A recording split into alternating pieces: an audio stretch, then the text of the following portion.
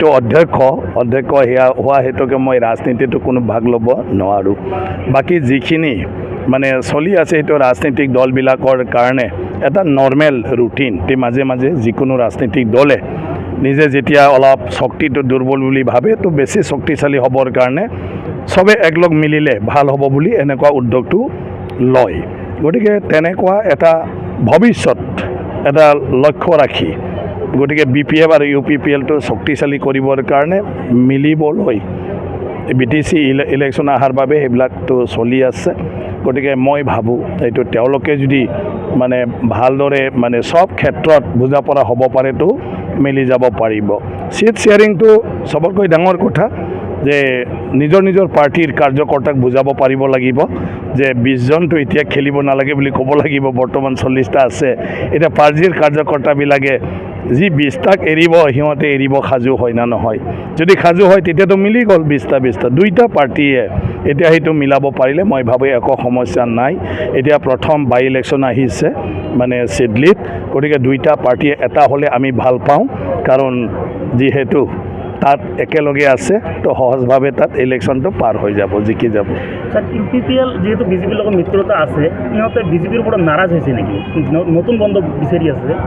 না, মই কৈছোঁ মানে চবটো ঠিক ঠাকে চলি আছে। আমি BTCৰ নাগৰিক হিচাপে মই যদিও অধ্যক্ষ, মই BTCৰ নাগৰিক, তেনেকুৱাতো মই একো দেখা নাই। একেলগে মিলি পেলাই কাম কৰি আছে দুইটা পাৰ্টিয়ে। আৰু যদি কাকবা কোনোবাই লগত লৈ তাৰতো আপত্তি কৰিবলগীয়া নাই, মানে সেইটো আৰু বেছি ভাল।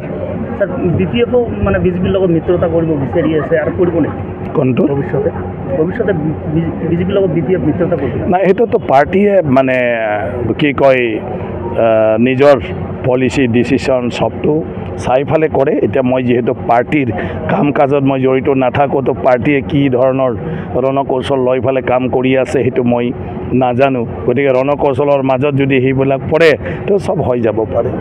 মইতো অধ্যক্ষ সেয়া হোৱা হেতুকে মই ৰাজনীতিটো কোনো ভাগ ল'ব নোৱাৰোঁ।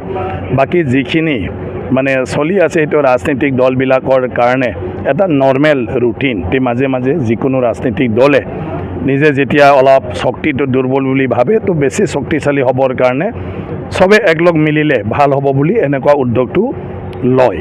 গতিকে তেনেকুৱা এটা ভৱিষ্যত এটা লক্ষ্য ৰাখি গতিকে BPF আৰু UPPLটো শক্তিশালী কৰিবৰ কাৰণে মিলিবলৈ BTC ইলেকশ্যন অহাৰ বাবে সেইবিলাকতো চলি আছে। গতিকে মই ভাবোঁ এইটো তেওঁলোকে যদি মানে ভালদৰে মানে সব ক্ষেত্ৰত বুজা পৰা হ'ব পাৰেতো মিলি যাব পাৰিব। চিট শ্বেয়াৰিংটো সবতকৈ ডাঙৰ কথা যে নিজৰ পাৰ্টিৰ কাৰ্যকৰ্তাক বুজাব পাৰিব লাগিব যে 20 জনটো এতিয়া খেলিব নালাগে বুলি ক'ব লাগিব। বৰ্তমান 40টা আছে। এতিয়া পাৰ্টিৰ কাৰ্যকৰ্তাবিলাকে যি 20টাক এৰিব সিহঁতে এৰিব সাজু হয় না নহয়। যদি সাজু হয় তেতিয়াতো মিলি গ'ল 20টা দুইটা পাৰ্টিয়ে এতিয়া সেইটো মিলাব পাৰিলে মই ভাবোঁ একো সমস্যা নাই। এতিয়া প্ৰথম বাই ইলেকশ্যন আহিছে মানে চিডলিত। গতিকে দুইটা পাৰ্টিয়ে এটা হ'লে আমি ভাল পাওঁ, কাৰণ যিহেতু তাত একেলগে আছে তো সহজভাৱে তাত ইলেকশ্যনটো পাৰ হৈ যাব, জিকি যাব। স্যাৰ UPPL যেহেতু বিজেপিৰ লগত মিত্ৰতা আছে, ইহঁতে বিজেপিৰ ওপৰত নাৰাজ হৈছে নেকি? নতুন বন্ধ বিচাৰি আছে? না, মই কৈছোঁ মানে চবটো ঠিক ঠাকে চলি আছে। আমি BTCৰ নাগৰিক হিচাপে মই যদিও অধ্যক্ষ, মই BTCৰ নাগৰিক, তেনেকুৱাতো মই একো দেখা নাই।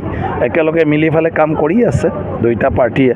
আৰু যদি কাকবা কোনোবাই লগত লৈ তাৰতো আপত্তি কৰিবলগীয়া নাই, মানে সেইটো আৰু বেছি ভাল। স্যাৰ BPFও মানে বিজেপিৰ লগত মিত্ৰতা কৰিব বিচাৰি আছে আৰু কৰিব নেকি কোনটো ভৱিষ্যতে বিজেপিৰ লগত BPF মিত্ৰতা কৰিব? না, সেইটোতো পাৰ্টিয়ে মানে কি কয় নিজৰ পলিচি ডিচিশ্যন সবটো চাইফালে কৰে। এতিয়া মই যিহেতু পাৰ্টিৰ কাম কাজত মই জড়িত নাথাকোঁ, তো পাৰ্টিয়ে কি ধৰণৰ ৰণকৌশল লৈ পেলাই কাম কৰি আছে সেইটো মই নাজানো। গতিকে ৰণকৌশলৰ মাজত যদি সেইবিলাক পৰে তো সব হৈ যাব পাৰে।